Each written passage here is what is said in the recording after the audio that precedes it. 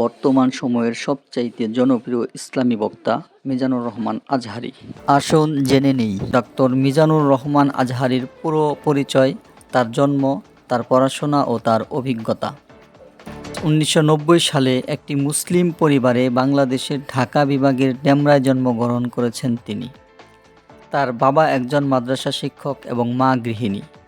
তিনি মিশরের কায়রোতে আল আজহার বিশ্ববিদ্যালয়ে পড়াশোনা করেছেন। জানা গেছে, মিজানুর রহমান আজহারী 2004 সালে এসএসসি পরীক্ষায় জিপিএ 5 পেয়ে উত্তীর্ণ হন। 2006 সালে এইচএসসি আলিম পরীক্ষায় গোল্ডেন জিপিএ সহ বাংলাদেশের মাদ্রাসা শিক্ষা বোর্ডের টপ মেরিট লিস্টে জায়গা করে নেন।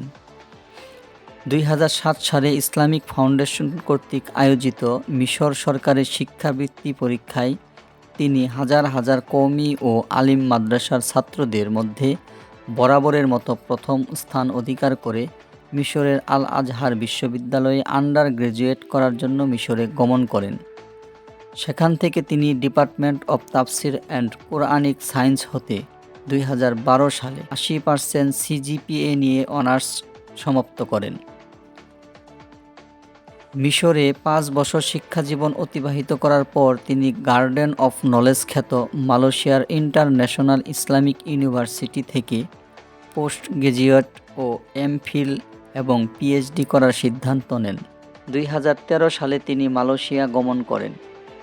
উক্ত বিশ্ববিদ্যালয়ের department of Quran and Sunnah studies থেকে তিনি 2016 সালের মধ্যে পোস্ট গ্র্যাজুয়েশন এবং এমফিল শেষ করেন। মাস্টার্সে তার সিজিপিএ ছিল 3.82 আউট অফ 4।